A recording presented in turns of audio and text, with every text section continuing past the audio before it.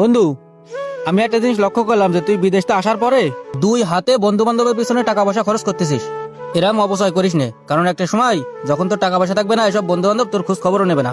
শোন বন্ধু, একটা সময় আমার বাইসাইকেলও ছিল না, এখন আমি দুটো মোটরসাইকেলের মালিক। কয়টা টাকার মালিক আমি হয়েছি এ সামান্য। এই বন্ধুকের পিছনে নষ্ট না করলি আমি কার পিছনে নষ্ট করব? তোর কথা সব ঠিক আছে বন্ধু, কিন্তু তুই যেভাবে খরচ করতেছিস একে খরচ বলে না, এটা অপচয় বলে। এরকম অতিরিক্ত খরচ করিস না, একটা সময় যখন তোর টাকা পয়সা থাকবে না, এসব বন্ধু বান্ধব সব উদা হয়ে যাবে। আরে দোস্ত, এই কাগজের এই টাকা এ তো হাতের ময়লা রে, বুঝছিস? এই টাকা পয়সা নষ্ট করছি কাগের পিছনে আমি? আমার বন্ধুকের পিছনে তো, শত্রুর পিছনে তো নষ্ট করছি না। আর বন্ধু কোন শত্রু হতে পারে না, বন্ধু কোনো ধ্বংসপথে নিতে পারে না, বুঝছিস? শোন দোস্ত, এই টাকা তো হাতের ময়লা, বুঝছিস? আমি তো টাকা পয়সা বন্ধুকের পিছনে নষ্ট করছি, শত্রুর পিছনে তো আর না। এখন টাকা পয়সা হয়েছে, বন্ধুর পিছনে করে টাকা খরচ করছি, এটা সমস্যার কোনো কিছু না।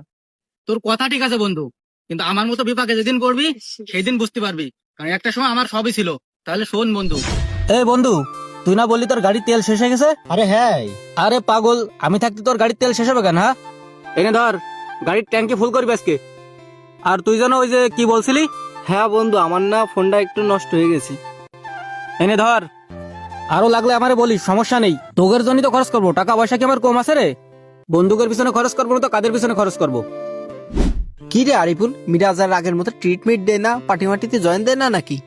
কেন তুই জানিস না? মিরাজের ব্যবসা ট্যাবসা তো এখন আর নেই সেরকম। বাড়ি ওর মা তাই অসুস্থ হয়ে পড়ে রয়েছে, চিকিৎসা করতে পারতেছে না।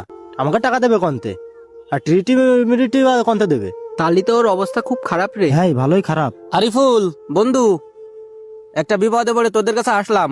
কেন, তোর আবার কি বিপদ হইলো? তোরা তো জানিস আমার মা দীর্ঘদিন ধরে অসুস্থ, কিছু টাকা পয়সা দরকার, কিছু টাকা পয়সা হবে তোদের কাছে? আরে বন্ধু, তুই আমার কাছে এরকম সময় আসলি, আমার হাতের অবস্থা খুবই খারাপ। এই, তোর কাছে কোনো টাকা পয়সা আছে? থাকলে তুই দে। এই বারবার আমার দেশ কেন?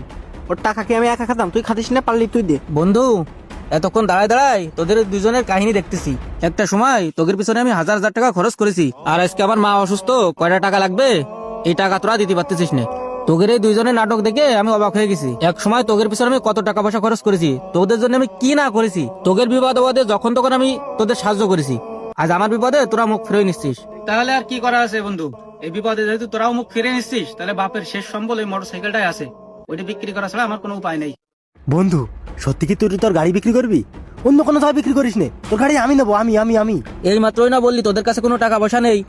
যে আমি বিপদে পড়ে গাড়িটা বিক্রি করতে চাইছি অমনি তোর কাছে টাকা পয়সা চলে এসে এই তুই বন্ধুর প্রতিদান দিলি? এরকম স্বার্থপর বন্ধু আর জীবনে দেখিনি। তোদের সাথে আজকে সম্পর্ক শেষ।